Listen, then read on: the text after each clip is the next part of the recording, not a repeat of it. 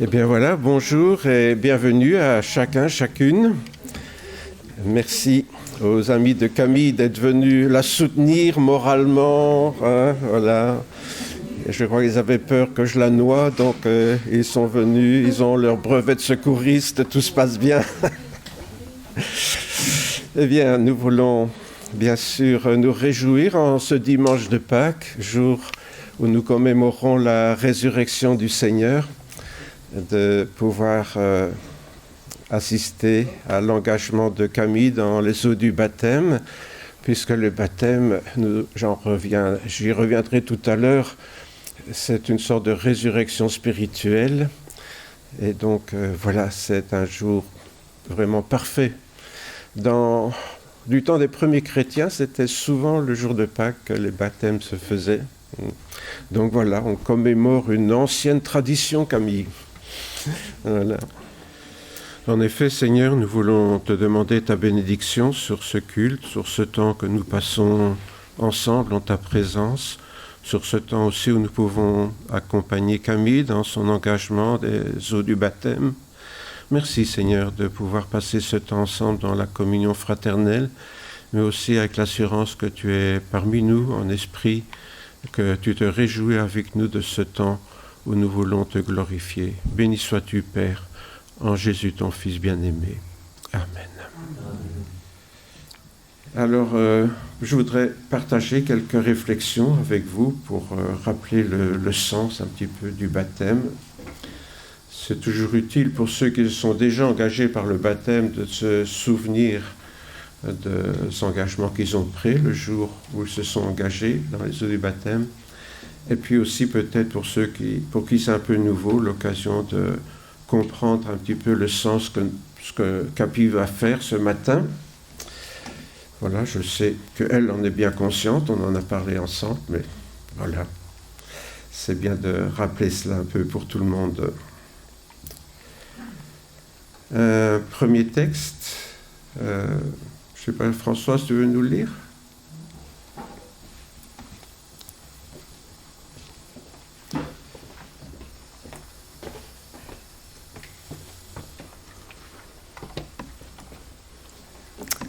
Jésus s'approcha de ses disciples et leur parla ainsi.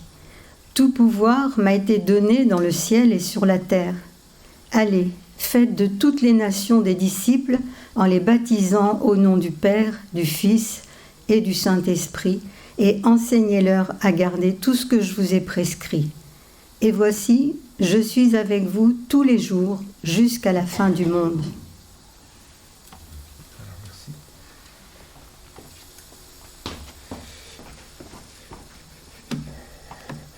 Voilà ce texte donc, où Jésus dit « Faites de toutes les nations des disciples en les baptisant au nom du Père, du Fils et du Saint-Esprit. » Je voudrais m'attarder sur cette formule ce matin qui peut paraître une formule un peu magique comme ça. Vous savez, parfois dans la religion, on pense qu'il y a des trucs un peu... Il faut bien respecter la formule, sinon ça ne marche pas. Hein. Bon, ce n'est pas le cas ici. Ce qui est important... c'est le sens des paroles que Jésus a prononcées. Tout d'abord, un petit rappel, c'est qu'en grec, plonger dans l'eau se dit baptizo.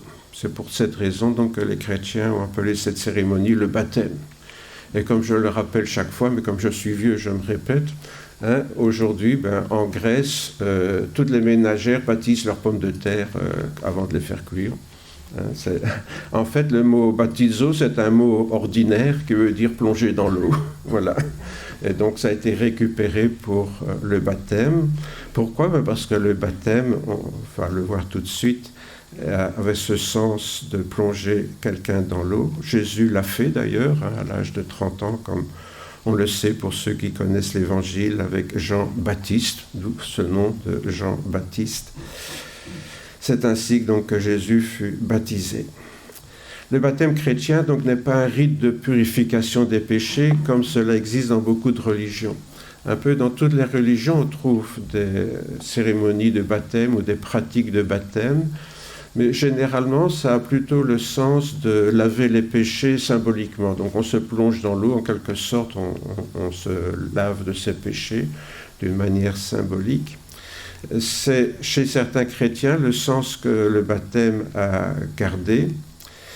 Mais depuis le début de l'Église primitive, le baptême a eu un autre sens, le baptême chrétien, celui d'une nouvelle naissance. Cette idée de naître en sortant de l'eau.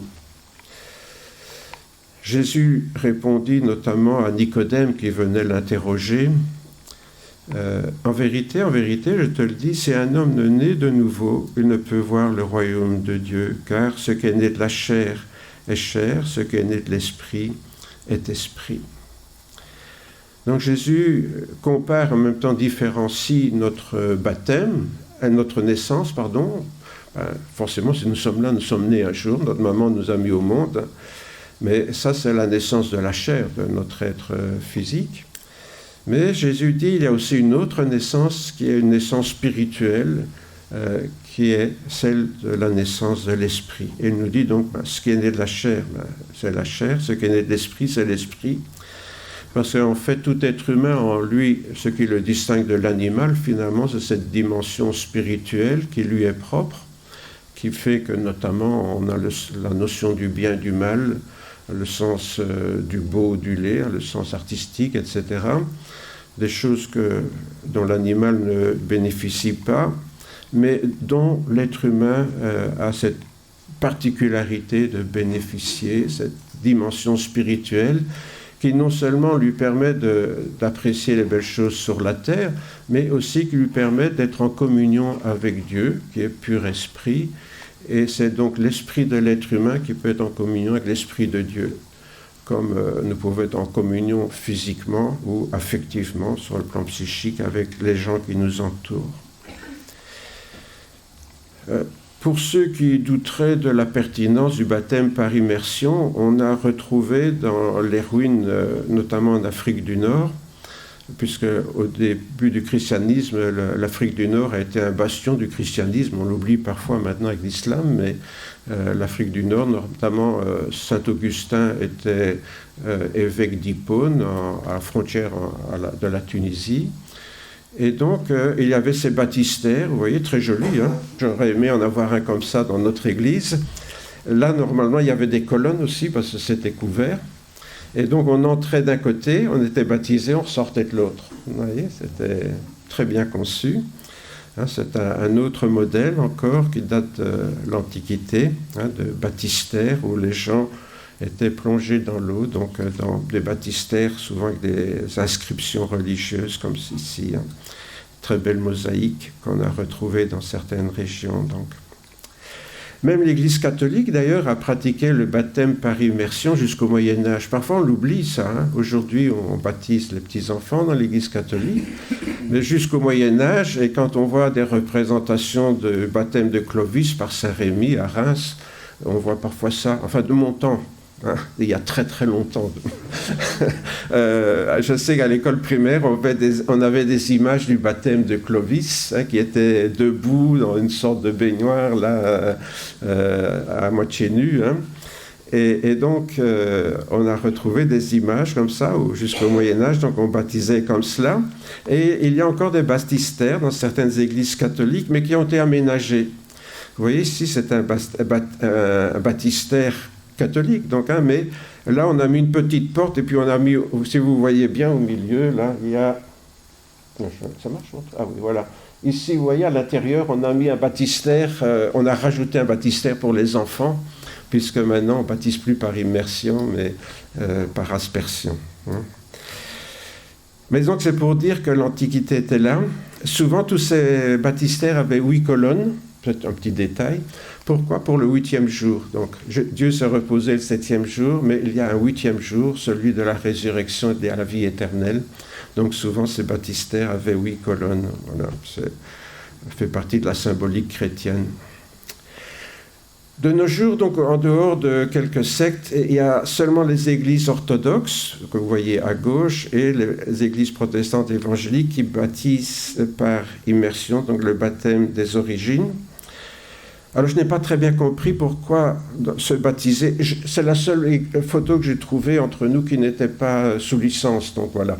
Mais vous voyez ici ce baptême orthodoxe, et le baptisé est en tenue de plongée. Camille, tu n'avais pas tenue de plongée. Je trouve ça assez amusant, mais bon, voilà. Normalement, dans les baptêmes orthodoxes, ils ont une robe blanche, hein, mais voilà, ici... Pardon. Donc le baptême chrétien, en fait, j'y faisais allusion en introduction, est une sorte d'enterrement symbolique. En plongeant le chrétien dans l'eau, on enterre une vie sans Christ, sans Dieu, et en sortant de l'eau, on ressuscite pour une vie avec Dieu. Vaut mieux le faire dans l'eau que dans la terre.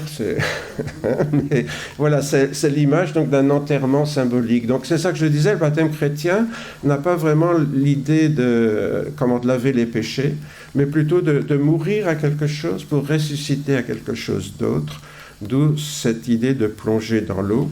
Une mort, bien sûr, qui nous renvoie à la mort de Jésus sur la croix et à la résurrection du Seigneur Jésus le jour de Pâques, donc que nous commémorons aujourd'hui. Jésus qui est mort sur la croix pour le pardon de nos péchés et qui a accepté donc de porter notre propre impiété sur la croix du Calvaire. En me faisant baptiser, donc, je montre que je reconnais avoir vécu sans Dieu, hein, c'est impiété, c'est ça, avoir vécu sans Dieu, et j'accepte que Jésus est mort sur la croix pour me pardonner, cet affront que l'on fait à Dieu, et pour obtenir donc le pardon de nos fautes. On oublie souvent que le péché de départ de tout être humain, c'est pas d'avoir tué son père ou sa mère ou d'avoir dévalisé une banque, hein, mais c'est tout simplement de vivre sur la terre sans s'occuper du Créateur. Et on ne réalise pas toujours, mais inconsciemment, on fait un affront à Dieu. Vous savez, quand vous croisez quelqu'un qui fait semblant de ne pas vous voir, vous êtes forcément vexé. Et c'est ça, finalement, quand on parle de l'impiété, c'est le problème de l'humanité qui, en général, estime ne pas avoir besoin de Dieu. Alors, pour exprimer ma reconnaissance, bien, je m'engage à suivre son exemple et à vivre désormais dans la soumission à Dieu. Donc, pour revenir à cette symbolique, en me faisant baptiser, j'accepte sincèrement de mourir avec Jésus, en quelque sorte symboliquement, et de ressusciter avec lui. C'est donc ce que je proclame à travers cet enterrement symbolique. Jésus, nous l'avons vu, a ordonné à ses disciples, faites de toutes les nations des disciples en les baptisant au nom du Père, du Fils et du Saint-Esprit. Je vous ai dit que j'aimerais m'arrêter un moment sur cette expression qui peut paraître un peu bizarre, baptisé au nom du Père, du Fils et du Saint-Esprit. Au cours du IVe siècle de notre ère, bien, les théologiens chrétiens ont voulu expliquer ce mystère et ils ont proposé le dogme de la Trinité. Voilà, ont-ils dit, il y a un seul Dieu, mais il y a 3 personnes en Dieu.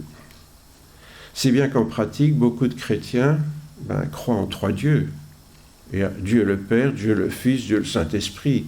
Il n'y a pas besoin d'avoir fait des études universitaires pour comprendre que 1 plus 1 plus 1, ça fait 3. Et donc, en pratique, tout le monde dit, oui, c'est un mystère, il n'y a qu'un seul Dieu, mais il y a quand même 3 dieux, quoi. Alors, c'est quoi? Il faut être un peu simple d'esprit pour être chrétien ou... là, il y a un problème. En fait, cette bizarrerie vient d'une mauvaise traduction du grec. Vous savez que vous ne savez pas que le Nouveau Testament a été écrit en grec. C'était la langue universelle à l'époque des apôtres. Et le mot hypostasis, qui signifie expression, manifestation, a été utilisé à mauvais escient. On va le voir tout de suite. Pourquoi 3 personnes en Dieu, mais le même Dieu qui se manifeste auprès de l'humanité de 3 façons différentes? Là, ça devient cohérent. Quand j'étais enseignant, il y a aussi très longtemps, j'expliquais aux étudiants, ben voilà, moi je suis pasteur, je suis professeur et je suis père de famille. Quand je suis père de famille, je ne suis ni pasteur ni professeur. Pourtant, c'est tout entier moi qui est père de famille. Et quand je suis pasteur, je ne suis ni professeur ni père de famille, je suis pasteur, etc. Enfin, vous avez compris. Hein. Donc, l'idée, c'est que Dieu est Dieu, mais il peut jouer des rôles, se manifester de différentes façons à l'humanité. Alors, généralement, quand on lit la Bible, quand on parle de Dieu comme Père, c'est parce qu'on envisage Dieu dans le ciel. Et quand on parle de Dieu comme Fils, c'est quand on envisage Dieu parmi nous. Hein. Emmanuel, c'est Dieu avec nous. Et quand on parle du Saint-Esprit, c'est Dieu qui vient habiter en nous, hein, dans notre propre vie, qui rentre dans notre vie. Ces trois manifestations différentes de Dieu, mais bien sûr, c'est toujours le même Dieu qui se manifeste à nous.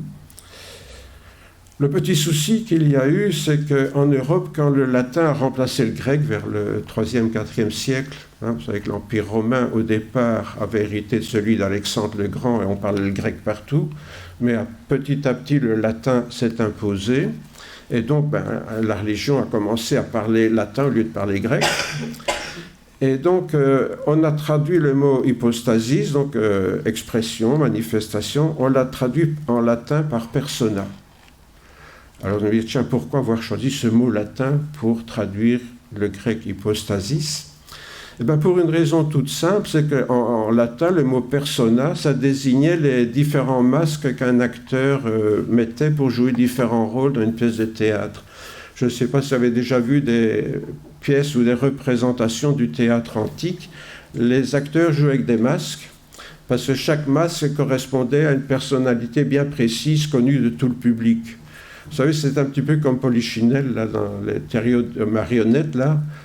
Les rôles sont très stéréotypés. Dans l'Antiquité, les rôles dans les pièces de théâtre étaient souvent très stéréotypés. Et souvent, ce n'étaient même pas les femmes qui jouaient les rôles de femmes, c'était des hommes. Mais donc, ils changeaient de masque. Et ces masques s'appelaient persona. Donc, quand ils changeaient de masque, ils changeaient de persona en latin. Alors là, tout va bien. On est toujours dans le sens que le mot avait en grec. Hein, bien voilà, un acteur qui joue des rôles différents, un Dieu qui se manifeste de différentes façons, c'est tout bon. Jusque-là, tout est bien. Mais le problème, bien sûr, c'est lorsqu'on a traduit persona de latin en français. Si on l'avait traduit par personnalité, ça aurait encore été, bien qu'on aurait eu un Dieu un peu schizophrène avec plusieurs personnalités, mais enfin, ça aurait peut-être été moins pire que de le traduire par personne, parce que alors là, franchement, c'était la catastrophe. Là, on se retrouve avec un Dieu et trois personnes. Trois personnes, ça veut dire trois individus différents. Vous voyez ? Et donc, c'est là le problème qui s'est passé, si bien que même dans les représentations des icônes, on voit Dieu avec trois personnes, une personne qui représente le Père, le Fils et le Saint-Esprit. Donc il ne faut pas s'étonner finalement que le christianisme est en pratique devenu en partie polythéiste. Donc quand les musulmans nous disent « non, vous croyez en trois dieux », pour beaucoup de chrétiens c'est le cas. Et quand les témoins de Jéhovah nous disent la même chose, d'ailleurs, c'est toujours pareil. Bon, le danger, c'est justement de finalement être devenu polythéiste sans s'en rendre compte.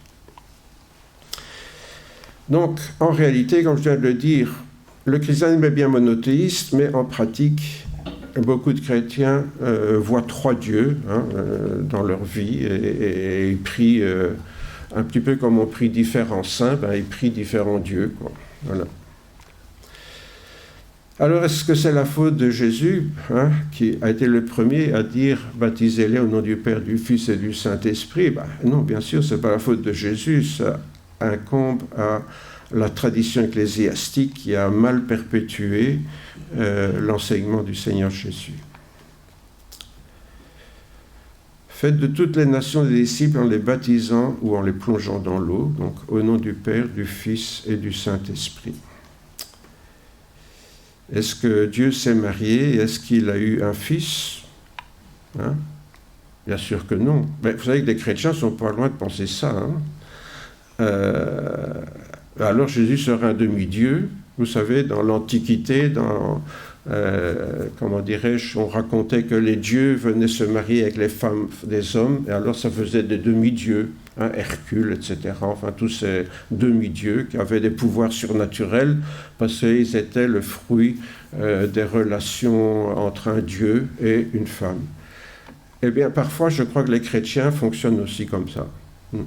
On voit Jésus comme une sorte de demi-dieu, là. En fait, ce n'est pas ça du tout, hein. Dieu, évidemment, n'a pas épousé la Vierge Marie pour avoir un enfant. Jésus est une recréation dans le Sainte Marie. Et donc, il faut se méfier un petit peu, quand on lit la Bible, de ce qu'on appelle des hébraïsmes, c'est-à-dire des mots qui sont des images pour exprimer quelque chose. Pourquoi? Parce qu'en hébreu, il y a très peu de mots abstraits. Donc, si l'Ancien Testament dans nos Bibles a été écrit en hébreu, le Nouveau Testament, donc après Jésus en grec, avant Jésus en hébreu. Bon. En hébreu, il n'y a pratiquement pas de mots abstraits. Donc, on exprime toujours les abstractions par des mots concrets. Hein. La force, par exemple, c'est le bras droit, hein, la droite de l'Éternel. La force du Seigneur, vous voyez? Pourquoi? Parce que généralement, on est droitier, le bras droit est un peu plus fort que le gauche. Ou la colère. Alors, la colère, c'est amusant. C'est quoi la colère en hébreu? C'est le nez. Pourquoi? Parce que quand on est en colère, on a les narines qui palpitent un peu comme les taureaux là, dans la prairie. Hein? Donc, alors, voilà, le nez, c'est la colère. Hein? L'amour de Dieu. Alors là, ça devient très bizarre. C'est l'utérus de Dieu. Pourquoi? Parce que c'est l'amour maternel. Ouais.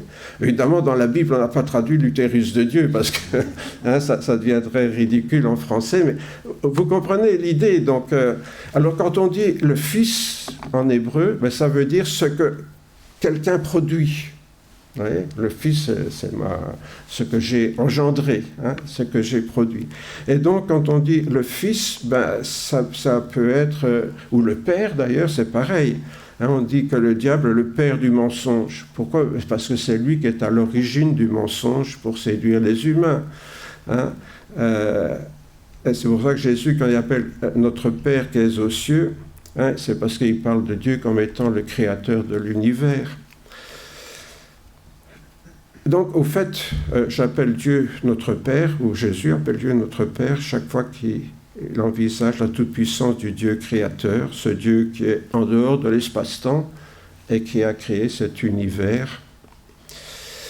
On sait aujourd'hui, bien sûr, que notre espace-temps, on sait ou on ne sait pas, je ne sais pas, je pense que tout le monde le sait maintenant, que notre univers a commencé il y a 13 milliards 800 millions d'années, à quelques années près, à travers ce fameux Big Bang. Big Bang, c'est un mot humoristique qu'a inventé un journaliste qui n'y croyait pas. En fait, c'est plus scientifique de parler de la singularité quantique qui est à l'origine de l'univers et de son expansion. Nous croyons, enfin, personnellement j'y crois, que c'est Dieu qui est à l'origine de tout ça, mais pas le bon Dieu, Merlin l'enchanteur, vous savez, qui sort sa baguette magique, qui crée une petite planète, une marguerite, un petit lapin, etc. Mais que Dieu est le concepteur, le programmateur de toutes les lois qui ont permis l'expansion de l'univers et l'apparition de la vie sur la Terre, etc. Je pense qu'il est plus correct de voir Dieu comme un créateur, comme un programmateur, celui qui a établi les lois. Il y a des tas de lois, comment dirais-je, notamment toutes les lois qui ont permis l'expansion de l'univers, elles devaient préexister avant le Big Bang. Si ces lois n'avaient pas préexisté, l'univers ne se serait pas mis en place. Ainsi bien qu'un jour, c'était en 1920, une étudiante qui demandait à Einstein ce qu'il cherchait dans toutes ces formules, il a répondu « Je cherche la pensée de Dieu ». Bien sûr, c'était une boutade. Mais ça explique bien le problème. Il avait bien compris que toutes ces lois, résumées souvent par des formules mathématiques ou physiques, hein, toutes ces lois devaient préexister pour que l'univers puisse se mettre en place. Et nous croyons que c'est Dieu qui a cette pensée. Pourquoi? Parce que la pensée précède toujours la matière, hein, l'action.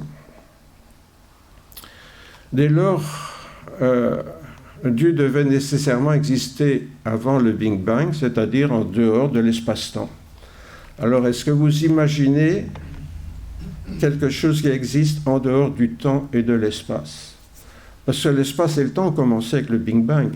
Que l'espace a commencé, on peut plus ou moins le comprendre, mais le temps, on a du mal. Et pourtant, c'est comme ça. C'est prouvé scientifiquement. Le temps et l'espace ont commencé il y a 13 milliards 800 millions d'années. Avant, le temps n'existait pas, l'espace n'existait pas.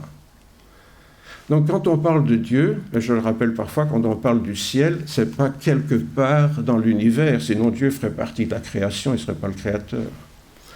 C'est forcément, si Dieu existe, en dehors de l'espace et du temps. Aussi, quand la Bible parle que Dieu est éternel, éternel est un mot approximatif, parce que éternel, ça nous fait rentrer dans le temps. Éternel, c'est toujours, donc c'est dans le temps. Mais Dieu n'est pas dans le temps. C'est une manière de dire qu'il est en dehors, mais on ne sait pas l'expliquer autrement. Et quand on dit que Dieu est infini, c'est pareil. Ça veut dire quoi? Que Dieu remplit tout. Mais remplit tout, c'est faire rentrer Dieu dans l'espace. Or, Dieu est en dehors, vous voyez, s'il est le créateur. Ou alors, il n'est pas le créateur, s'il est dans l'espace et dans le temps. Donc, on a parfois du mal à imaginer ce que peut être Dieu. Quand je dis, et quand Jésus appelle notre Père qui est aux cieux, il ne nous parle donc pas d'un ciel qui serait ailleurs, quelque part dans l'univers. On dit aux petits-enfants, oui, si tu es sage, tu iras au ciel. Bon, et alors, on montre le bon Dieu dans un nuage, avec des petits angélos qui jouent, pas de la guitare, là, ils ne connaissaient pas de l'harpe, voilà, avec leurs petites ailes, voilà. Ouais, bon. Ben ça va bien avec les gosses, mais il faut être un peu plus raisonnable, dépasser ce stade-là. Enfin, j'espère que vous avez dépassé ce stade-là. Et donc, cette idée-là du bon Dieu dans les nuages, confortablement installé dans son nuage, on oublie. Jésus ne nous parle pas d'un ciel qui est dans un autre endroit, mais d'un ciel qui est dans une autre dimension carrément, une dimension extérieure à l'espace et au temps. C'est un ciel qu'on ne peut même pas imaginer. Impossible. Pourquoi? Parce que pour nous représenter quelque chose, on a besoin de référents. Or, comment trouver des référents en dehors de l'espace et du temps? C'est impossible. Donc ce Dieu qui existe en dehors de l'espace et du temps, ça dépasse complètement notre intelligence. Et pourtant, ce Dieu a choisi de se révéler à nous et de nous accueillir dans ce lieu où il existe après la mort. C'est là que ça devient intéressant, ce que je disais tout à l'heure, de se rappeler qu'un être humain a cette dimension spirituelle en lui. Parce que c'est à ce niveau-là que la relation va pouvoir s'établir, si elle est possible, entre Dieu et nous. Parce que cette notion spirituelle, quelque part, elle est extérieure à l'espace et au temps. On ne peut pas la définir. Si bien que la plupart des athées disent « oui, c'est un mécanisme du cerveau, ça n'existe pas, c'est une fonction cérébrale ». Mais c'est une réalité que cette dimension existe en nous et que Dieu peut nous y rencontrer. C'est ce que Camille a expérimenté, comme elle nous en dira quelques mots tout à l'heure. Dieu étant un pur esprit, on ne peut pas le connaître, mais on peut le rencontrer à partir de notre corps physique, bien que lui n'y soit pas ouvert, mais de la dimension spirituelle. Comme nous ne pouvons pas quitter donc cet univers spatio-temporel pour rencontrer Dieu, il a décidé de venir jusqu'à nous. Imaginez, vous montez dans une fusée spatiale et puis vous espérez sortir de l'univers en disant « moi je vais à la rencontre de Dieu ». Je crois que c'est un peu fichu d'avance. Déjà pour Mars, c'est pas facile. Mais pour que Dieu se révèle à nous, lui qui est inaccessible à nos sens, il fallait qu'il prenne une forme humaine pour que nous puissions découvrir qui il est. Et c'est tout le sens de la présence et de l'existence de Jésus.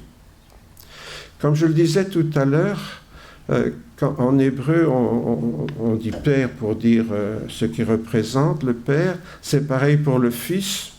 Dans la Bible, vous trouvez des expressions telles que Fils de la colère ou Fils du tonnerre. Fils de la colère, on comprend, c'est quelqu'un qui se met facilement en colère. Fils du tonnerre, Jésus a appelé comme ça Pierre et Jean qui voulaient appeler la foudre sur un village qui les avait mal reçus. Hein? Et donc, ce sont des expressions, et fils de Dieu est de cet ordre-là. Comme je l'ai dit tout à l'heure, Dieu n'a pas eu des relations avec Marie pour avoir un enfant qui aurait été le fils de Dieu. Non, fils de Dieu, ça montre ce que Dieu est. L'expression de Dieu manifestée en Jésus. C'est la manière que Dieu a choisie pour se manifester aux hommes, venir habiter dans un homme, Jésus, pour que nous puissions connaître son amour et son désir d'avoir une relation avec cette humanité. Jésus se présente donc comme l'être humain en qui Dieu s'est manifesté pour que nous puissions découvrir ses projets, sa volonté et son amour pour nous. Comment aurions-nous pu connaître Dieu autrement? Impossible. Un être humain ne peut pas avoir accès à Dieu. Je viens de le répéter, on n'a même pas imaginé où il est et comment il est. La seule chose qu'on connaît de Dieu, c'est ce que Jésus nous a montré. Et je vous défie bien de trouver quelque chose sur Dieu qui ne soit pas révélé au travers de Jésus. C'est la seule manière de le connaître.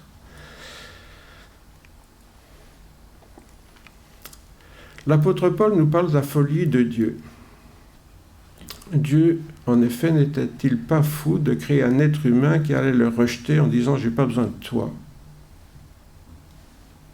ou même en disant « Dieu n'existe pas ». Il faut être fou pour faire ça. Parfois, ça arrive qu'on mette au monde un enfant qui, après, nous rejette. Mais enfin, on ne l'a pas mis au monde pour ça. C'est un accident de parcours, une mauvaise éducation, mauvaise influence, je ne sais pas, moi, ça peut être des tas de choses qui fait qu'à un moment donné, un enfant rejette ses parents. Mais aucun parent ne met un enfant au monde en disant « Ah, je vais faire un enfant qui va me rejeter et me mépriser ». Ça n'existe pas. Or, c'est ce que Dieu a fait. C'est ce que Dieu a fait. Dieu l'a fait, pourquoi? Parce qu'il voulait nous aimer tels que nous étions, mais nous aider à nous amener à lui, jusqu'à lui, à sa ressemblance au travers de Jésus. Alors que je l'ai dit tout à l'heure, c'est ça qui offense notre Créateur. Cette attitude de l'être humain qui dit « je n'ai pas besoin de Dieu », voilà, tu ne représentes rien pour moi, etc. La folie de Dieu était aussi d'aimer les êtres humains plus que lui-même. Parce que qu'est-ce qu'il nous montre en Jésus? Et Jésus, là, il suffit de lire l'Évangile, de voir que Jésus nous a aimés plus que lui-même. Pourquoi? Parce qu'il voulait nous sauver de cette impiété pour nous emmener à être en réunion avec Dieu, en union d'esprit avec Dieu. Ce que la Bible appelle la mort éternelle, forcément, c'est d'être éternellement privé de cette relation avec Dieu. Et ce qu'il y a de terrible, c'est que ceux qui le connaîtront diront, voilà, c'est de ma faute, c'est moi qui n'ai pas voulu de Dieu. Ceux qui ne l'ont pas connu, ma foi, c'est une autre histoire, Dieu sait ce qu'il fera, mais pour ceux qui l'ont rejeté, en tout cas, ça sera la situation. Et par contre, Jésus nous a prouvé que Dieu habitait vraiment en lui, comment? Par son amour, par ses enseignements, qui étaient révolutionnaires pour l'époque, par ses miracles aussi, parce qu'il faisait des choses que personne n'a jamais fait avant lui, comme guérir des malades peut-être, mais ressusciter des morts. Et puis surtout par sa résurrection lui-même en ressuscitant dans un corps glorieux, un corps qui a d'autres propriétés que notre corps strictement matériel. Et cette résurrection de Jésus, bien sûr, c'est ce que nous célébrons aujourd'hui. S'il n'y avait pas eu le baptême, j'aurais surtout parlé de la résurrection de Jésus, mais c'est ce que nous célébrons aujourd'hui, et que dans le fond, Camille va symboliser en passant elle-même dans les eaux du baptême. Pour être complet, Jésus parle aussi du Saint-Esprit pour désigner Dieu qui vient habiter dans le cœur des chrétiens. Pourquoi? Parce que c'est lui qui va nous donner la force de ressembler à Jésus. Le gros problème en tant qu'être humain, c'est que parfois on se regarde dans le miroir et on a un peu honte de ce qu'on voit. Pas forcément de nos rides, hein. Ça, ma foi, c'est inéluctable. On sait qu'on doit vieillir et mourir un jour. Mais parfois, on a honte de ce qu'on voit dans le miroir parce qu'on n'est pas moralement et idéalement comme on voudrait. On a l'impression parfois, pour les vieilles personnes, pas pour les jeunes bien sûr, hein, mais pour les vieux, qu'ils ont raté leur vie, qu'ils sont passés à côté de leur vie. Mais parfois, ça commence très jeune quand même. Mais disons, parfois, on a l'impression aussi qu'on fait tout le contraire. Hein. Chaque fois qu'il y a quelque chose, on ne sait pas pourquoi, on fait justement le contraire de ce qu'on devrait faire, etc. Et donc, ça peut nous rendre très malheureux. C'est pour ça que le privilège du chrétien, c'est d'avoir le Saint-Esprit en lui qui va l'aider à faire ce travail sur lui-même. Beaucoup de gens consultent avec raison un psychologue pour faire ce travail sur eux-mêmes. Donc, Camille, continue tes études, hein, tu seras bien utile, voilà. Mais c'est vrai qu'à un moment donné, le problème, c'est qu'on peut avoir tout compris sur soi. Pour changer, c'est pas facile. Pour faire vraiment ce travail sur soi, pour changer. Et là, le privilège du chrétien, peut-être, c'est d'avoir le Saint-Esprit en lui qui va lui donner la force de faire ces changements, non pas que lui impose, mais que la personne elle-même choisit de faire et prend conscience. C'est pour cette raison donc, que la Bible parle du Père, pour Dieu dans le ciel, du Fils, pour Dieu avec nous, du Saint-Esprit, Dieu avec nous. Je répète, parce que la pédagogie est la mère de la répétition est la mère de la pédagogie. Mais en fait, c'est important. Pourquoi ? Dans les trois façons différentes que Dieu se manifeste sont importantes pour le baptême. Et je l'ai dit tout à l'heure, c'est une religion monothéiste, le christianisme, tout comme le judaïsme ou l'islam d'ailleurs. C'est ce qu'on appelle les fils d'Abraham. Hein. Vous savez, ceux qui croient dans le Dieu unique, c'est bien sûr les juifs d'abord, puis les chrétiens, puis les musulmans. Je parle de l'ordre chronologique. Mais pourquoi faut-il baptiser au nom du Père, du Fils et du Saint-Esprit ? La réponse est simple. Si l'on comprend que l'impiété est une maladie spirituelle qui nous conduit à la mort éternelle, il y a un problème. Ça, c'est celui de la maladie.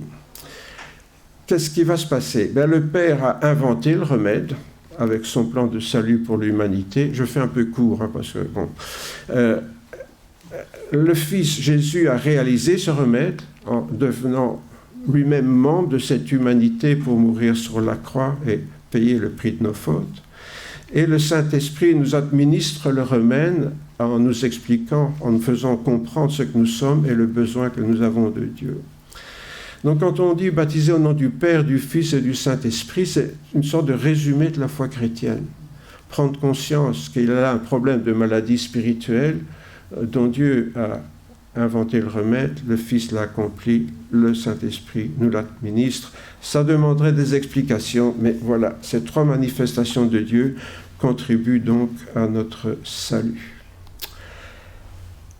Alors, quand Jésus dit « Dieu a en effet a tant aimé l'humanité qu'il a donné son Fils unique, afin que quiconque croit en lui ne périsse pas, mais la vie éternelle », tout cela nous ramène à ce que Camille va faire aujourd'hui, prendre conscience qu'au travers de Jésus, elle a acquis cette assurance de la vie éternelle pour l'éternité. Je vois qu'elle sourit, donc ça doit être vrai. Voilà. Je vous invite à prier quelques instants. Seigneur notre Père, nous te remercions pour ta grâce et ta miséricorde. Te remercions pour ta grande sagesse, pour ton amour aussi. Seigneur, nous ne comprenons pas toujours pourquoi tu nous as aimés. Et c'est vrai, Seigneur, quand je me vois tel que je suis vraiment, plus profond de moi, je me demande encore pourquoi tu m'as aimé. Et pourtant, Seigneur, cet amour était si grand que pour moi, pour chacun d'entre nous, ce matin, je l'espère, nous avons pu réaliser cet amour que tu as eu pour nous jusqu'à incarner dans un être humain pour te révéler à nous, pour que nous puissions comprendre en Jésus qui tu es, comment tu nous aimes d'une manière absolue. Tu l'as dit, il n'y a pas de plus grand amour que donner sa vie pour ceux qu'on aime. Et tu l'as fait, parce qu'il n'y a pas moyen de faire plus que ça pour nous montrer ton amour. Seigneur, nous voulons t'en remercier ce matin. Et en ce jour de Pâques, Seigneur, nous rappeler que si tu as souffert sur la croix, c'est aussi, Seigneur, quelques jours après pour ressusciter de manière glorieuse, pour montrer, Seigneur, que tu étais vraiment le Fils de Dieu. Merci, Seigneur, de ta miséricorde, de ton amour, de ta bonté manifestée en Jésus. Merci pour Camille, à qui tu as fait ressentir toutes ces choses avant de les connaître vraiment, de les comprendre. Merci, Seigneur, de l'engagement qu'elle prendra aujourd'hui en notre présence. C'est dans le nom de Jésus, Père, que nous te prions. Amen. Amen. Bon, je n'ai pas trouvé mieux, hein, Camille. Oui, je suis un peu vache par moment. Je ne sais pas si tu veux t'asseoir ou si j'écarte le tabouret. Tu n'en as pas besoin? Non, il est trop... Non, ça va. Ça va? Oui. Ouais. Ok, voilà. Très bien. Je vais m'asseoir quelque part.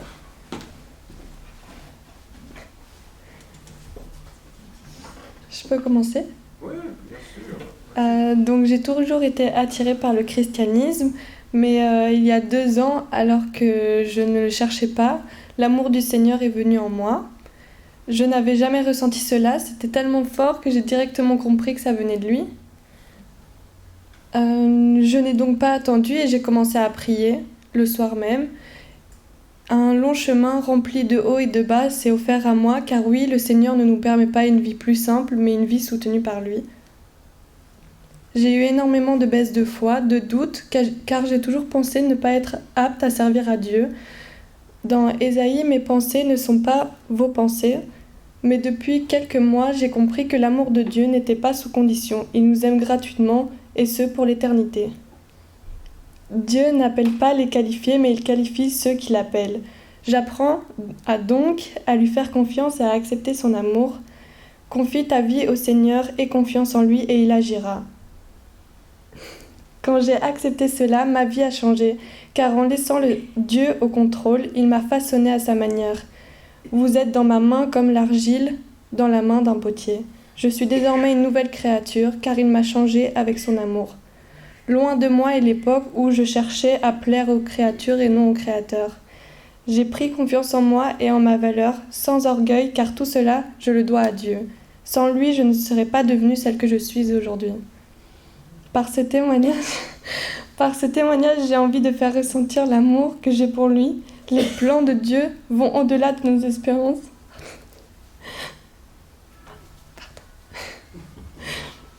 Alors faisons-lui confiance et espérons que chaque être humain ressente ce que l'on ressent.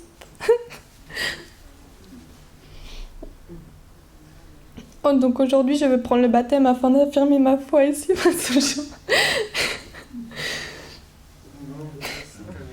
En mariage, prudent.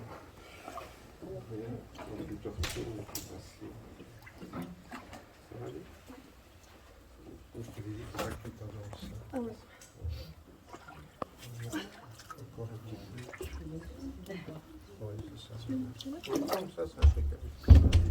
Voilà.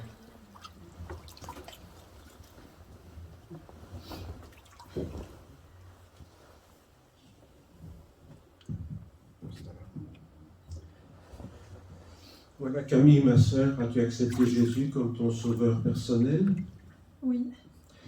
T'engages-tu à le suivre comme ton Seigneur tout au cours de ta vie? Oui.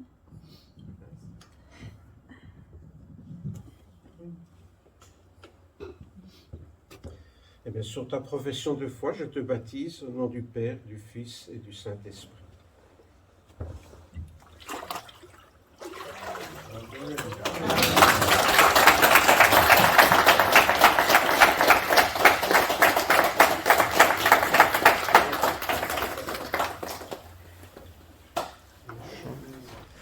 Et je demanderai à Françoise, on a prévu que Françoise te porte quelques mots d'encouragement après cette lourde épreuve.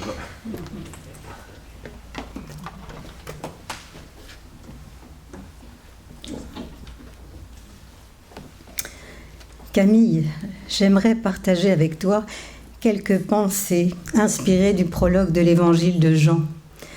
En quelque sorte, ces paroles viennent confirmer ce que tu as déjà expérimenté, cette vague d'amour de Dieu qui t'a submergé. Dans un monde de plus en plus déchristianisé et souvent dans une grande détresse, il est dit pour nous que nous avons accueilli Jésus, qui avons cru en lui. Il a été accordé le privilège de devenir des enfants de Dieu. Ce n'est pas par une naissance naturelle, ni sous l'impulsion d'un désir, ou encore par la volonté d'un homme que nous le sommes devenus, mais c'est de Dieu que nous sommes nés. Aujourd'hui, c'est une joie pour nous de pouvoir t'accompagner dans un chemin de foi qui t'a conduit à concrétiser ton engagement à travers les eaux du baptême. Il est vrai que dans cette vie, chacun peut rencontrer des difficultés. Mais ceux qui ont placé leur confiance dans le Seigneur ne sont jamais abandonnés à eux-mêmes.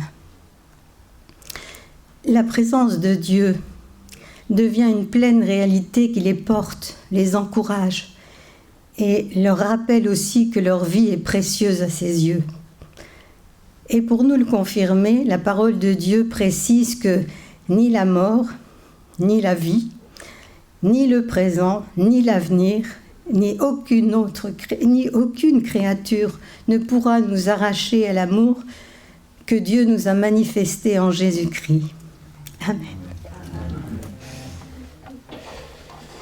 Voilà, je voudrais quand même préciser que par le baptême, on s'engage officiellement dans la famille des enfants de Dieu, mais cette famille, elle ne se limite pas à notre Église. Je le dis toujours, notre but en tant qu'Église ici à Ath, ce n'est pas de faire des clients. L'essentiel, c'est de pouvoir amener chacun à Jésus-Christ. Après, chacun peut poursuivre sa route où il veut, avec qui il veut, dans la communauté qu'il veut.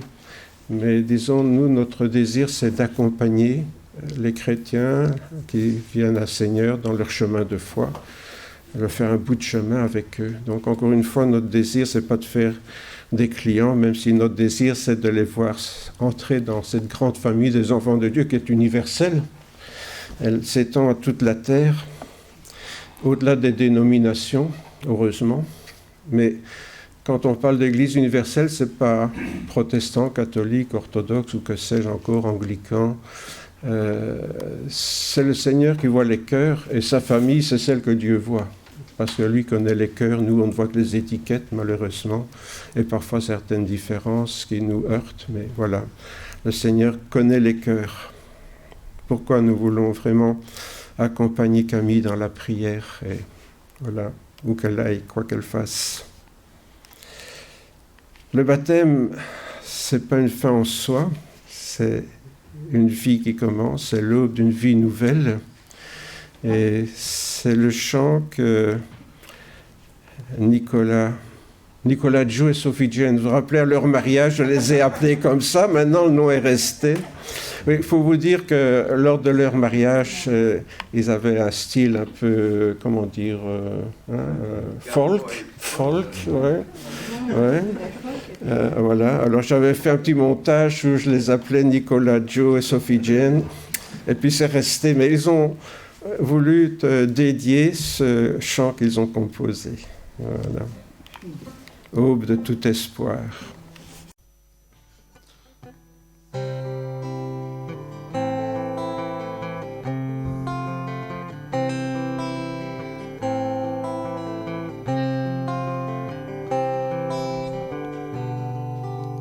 Cri de victoire, murmure profond, silence apaisant, chant de gloire à ton saint nom. Nous qui chantons ce que nous ne sais voir, louange d'amour, aube de tout espoir. Le cœur vibrant, marchant calme et serein, sûr par la foi que tu soutient nos destins. Cri de victoire, murmure profond, silence apaisant, chant de gloire à ton saint nom. Nous qui chantons ce que l'on ne sait voir, louange d'amour, aube de tout espoir. En ta présence, les mains tremblantes, évanescence de nos belles attentes. Cri de victoire, murmure profond, silence apaisant, chant de gloire à ton saint nom. Nous qui chantons ce que l'on ne sait voir, louange d'amour, aube de tout espoir. La tête basse, nous te prions. Sois notre Père qui avec nous est si bon. Cri de victoire, murmure profond, silence apaisant, chant de gloire à ton saint nom. Nous qui chantons ce que l'on ne sait voir, louange d'amour, aube de tout espoir.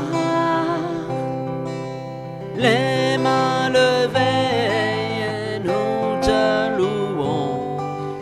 Ô Dieu, tu sièges au milieu de nos chansons. Cri de victoire, murmure profond, silence apaisant, chant de gloire à ton saint nom. Nous qui chantons ce que l'on ne sait voir, louange d'amour, aube de tout espoir.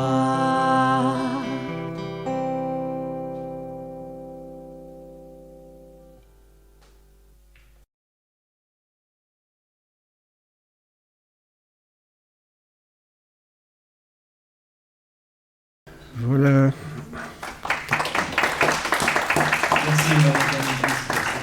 Voilà, merci à tous les deux. Camille, tu pourras retrouver ce chant sur YouTube. Voilà. Je vais te le passer pour t'endormir le soir. Nous voulons demander la bénédiction du Seigneur. Allez en paix, mes frères et mes sœurs, que le Dieu de paix soit, reste, demeure avec chacune et chacun d'entre vous en Jésus-Christ notre Seigneur. Amen. Amen. Eh bien, un bon dimanche, une joyeuse fête de Pâques en famille ou autre. Et